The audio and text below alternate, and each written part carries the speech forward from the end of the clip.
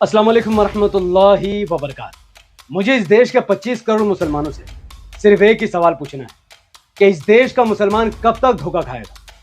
आज राघव गड्ढा, माफ करना राघव चड्ढा, 7 सांसदों के साथ भारतीय जनता पार्टी में ज्वाइन हो चुका है। लेकिन यह पहली बार नहीं है।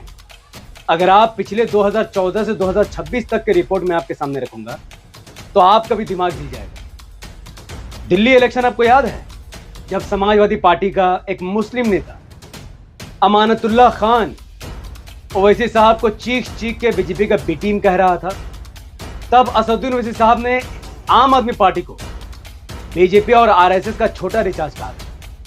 यह असदुद्दीन ओवैसी साहब की दूरदर्शिता थी और आज आम आदमी पार्टी पूरी तरीके से खत्म होती हुई दिखाई देती है। पहले इस वीडियो को। और मेरा ये मानना है कि बीजेपी एक गुंडों की पार्टी है, अनपढ़ गुंडों की पार्टी है। वो सिर्फ गुंडागर्दी करते हैं और पेट्रोनेज देते हैं गुंडों को। आज तक वो रकम नहीं बनी और वो शख्स पैदा नहीं हुआ जो राघव चड्ढा को, आम आदमी पार्टी को या अरविंद केजरीवाल को खरीद कर साफ तौर पे अपने विरोधियों को कहना चाहिए। भारतीय जनता पार्टी एक ऐसी वॉशिंग मशीन है जो बिना डिटर्जेंट पाउडर के ही दमदार सफाई देती है। एक तरफ से कथाकथित भ्रष्टाचारी डालो और दूसरी तरफ से क्लीन चिट निकलती है।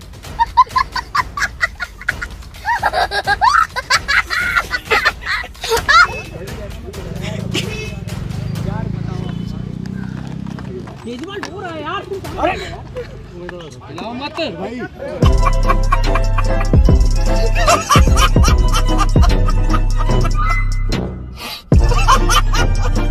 असदुद्दीन ओवैसी की क्या कुर्बानी है? आपकी सीट को भाजपा को पहुंचाने वाला आपका हमदर्द होगा।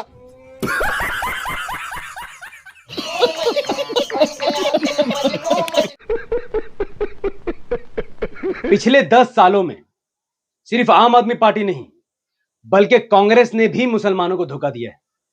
आप भले से ही राघव चड्ढा के ऊपर चिल्ला सकते हैं, चीख सकते हैं, लेकिन एआईएमआईएम के जितने भी नेता हैं वो शुरू से आपको समझा रहे हैं कि कोई आपके सगे नहीं है।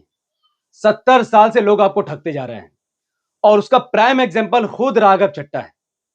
आज से लगभग 10 साल से लेकर अभी तक कांग्रेस के 250 से ज्यादा एमपीज और एमएलए कांग्रेस छोड़कर Bharatiya Janata party already join हो चुके हैं।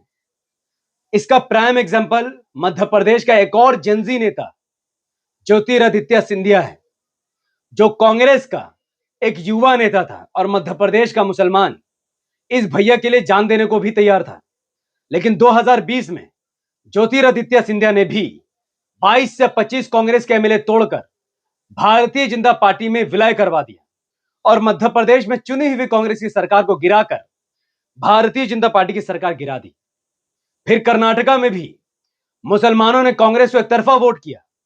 कर्नाटका में 13 से 17 कांग्रेस के एमएलए भारतीय जनता पार्टी में चले गए। ये वो एमएलए हैं जो मुसलमानों को बीजेपी से डराकर वोट लेते और फिर बीजेपी में चले जाते हैं। उसी तरीके से पिछले 10 सालों में उत्तराखंड, अरुणाचल प्रदेश, मणिपुर, गोवा, असम, महाराष्ट्र जैसे क्षेत्रों में, राज्यों में और यूनियन टेरिटरीज में कांग्रेस के सैकड़ों की तादाद में कांग्रेस के ऐसे नेता हैं जो कांग्रेस से मुसलमानों का वोट लेते हैं और इलेक्शन के बाद भारतीय जनता पार्टी के गोद में जाकर बैठ जाते हैं। और यह सबसे बड़ा धोखा पंजाब के साथ है। जिस पंजाब ने पिछले 15 सालों में भारतीय जनता पार्टी को रिजेक्ट किया है। 2012 के विधानसभा इलेक्शन में बीजेपी सिर्फ 12 सीट जीत पाई, 2017 में 3 और 2022 में सिर्फ 2। यानी पूरे पंजाब में बीजेपी के सिर्फ 2 एमएलए जीत पाए। पंजाब ने बीजेपी को नकार दिया, लेकिन बीजेपी ने बदले में क्या किया? उसी पंजाब के चुने गए बीजेपी में 3 राज्यसभा के सांसद भारतीय जनता पार्टी में ज्वाइन हो गए। और अभी खबर यह है कि यह मामला रुकने वाला नहीं है, बल्कि 17 से 18 आम आदमी पार्टी के एमएलए जो पंजाब में सरकार चला रहे हैं वो भारतीय जनता पार्टी ज्वाइन करने वाले हैं। अब देखिए, जो लोग इस फोटो को शेयर कर रहे हैं और कह रहे हैं कि राघव चड्ढा की हैसियत ये चाय बांटने जैसी, ऐसा देखिए सच नहीं है। पहली बात तो यह है कि ये नया नहीं है क्या आम आदमी पार्टी छोड़कर राघव चड्ढा बीजेपी में चल गए, ये कोई नई बात नहीं है। लगभग 3 से 4 महीने पहले पॉलिटिक्स के गलियारों में यह खबर फैल चुकी थी कि राघव चड्ढा बीजेपी ज्वाइन होने वाले हैं।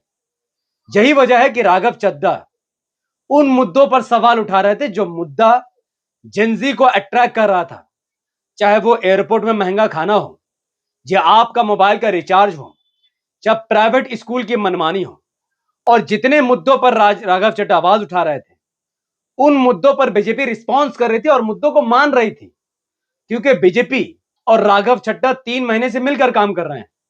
राघव चड्ढा यह अच्छी तरीके से जानता था कि अगर वो डायरेक्ट बीजेपी में जाएगा बिना यह सब मुद्दा उठाए तो लोग उनको गाली देंगे, उनका बहिष्कार करेंगे और उनको इस तरीके से ट्रोल करेंगे कि उनका राजनीतिक करियर खत्म हो जाएगा। इसीलिए पहले राघव चड्ढा ने पिछले 3 से 4 महीनों में पब्लिक और अवाम लोगों के बड़े से बड़े मुद्दों को राज्यसभा में उठाया, भारत के जेनजी वोटरों को अपनी तरफ आकर्षित किया। ये वो जेनजी हैं जो सेक्युलर भी हैं और जो अंधभक्त और बीजेपी समर्थक भी हैं, वो सब के सब राघव चड्ढा की प्रशंसा करने लगे और राघव चड्ढा की तारीफ करने लगे। उसके बाद जब राघव चड्ढा ने देखा कि अब अच्छा मौका है, तब जाकर वो बीजेपी ज्वाइन करता है। लेकिन उसके बावजूद भी राघव चड्ढा के फॉलोअर्स और उसका डाउनफॉल स्टार्ट हो चुका है। राघव चड्ढा ने जैसे ही बीजेपी में ज्वाइन वो हुआ, 1 घंटे के अंदर राघव चड्ढा के 1 लाख इंस्टाग्राम के फॉलोअर्स खत्म हो गए। फिर कुछ घंटे बाद राघव चड्ढा के डायरेक्ट 8 लाख फॉलोअर ने उनको अनफॉलो कर दिया, जेनजी उनसे भड़क गए।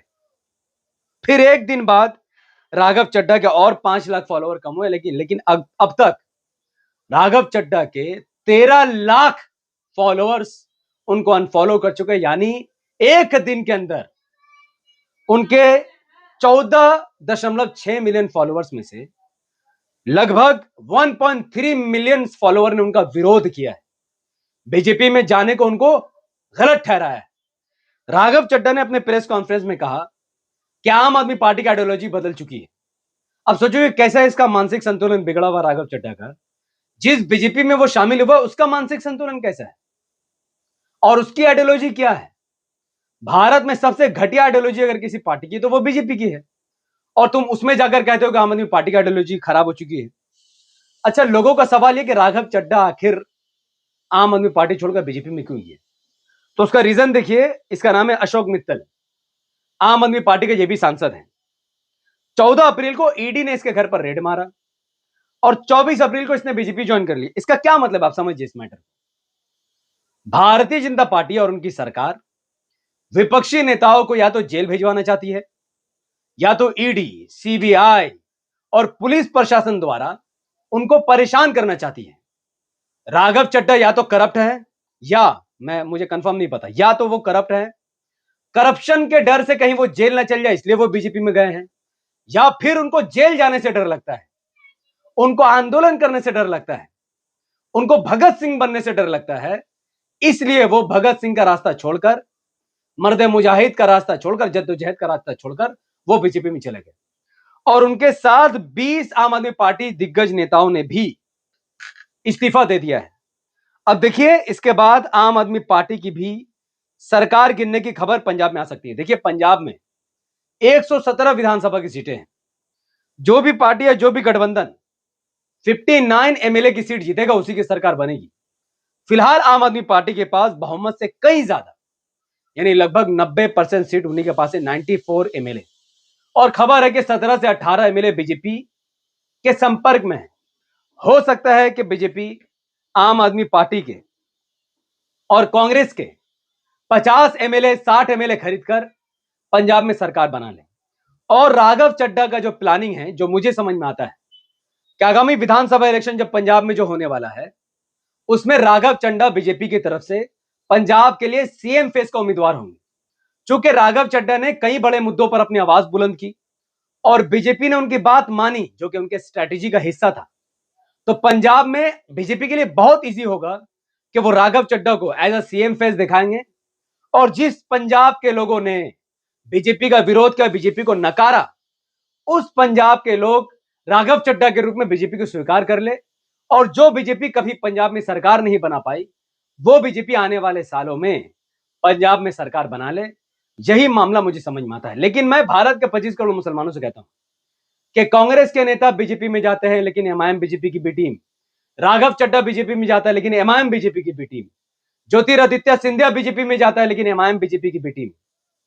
क्या तुम्हें जाहिल बनाया जा रहा है कि वाकई में तुम मूर्ख हो? इसका फैसला तुम्हें खुद करना पड़ेगा। इस वीडियो को एटलीस्ट भारत के उन मुसलमानों तक पहुंचाइए जिनको लगता है कि कांग्रेस और आम आदमी पार्टी जैसी पार्टियां सेक्युलर है और वो वाकई में उनका साथ देगी। ये वीडियो उनके आंख खोलने के लिए काफी है ताकि उनको पता चले कि उनका अपना इस वक्त कोई नहीं है सिवाय एमआईएम और असदुद्दीन ओवैसी साहब के। बहुत बहुत शुक्रिया। हमारे चैनल पर नए थे तो सब्सक्राइब करके बेल आइकन को हिट कीजिए। अगर इस वीडियो को आप फेसबुक पेज द पॉलिटिकल पर देख रहे हैं इसे लाइक और फॉलो करके 5 बड़े ग्रुप में शेयर कीजिए। मुझे अपनी दुआ में रखें। बहुत बहुत शुक्रिया। अस्सलाम वालेकुम व बरकात। मैं था मोहम्मद हफीज अंसारी और आप देख रहे थे द पॉलिटिकल। जय हिंद, इस्लाम जिंदाबाद, संविधान जिंदाबाद।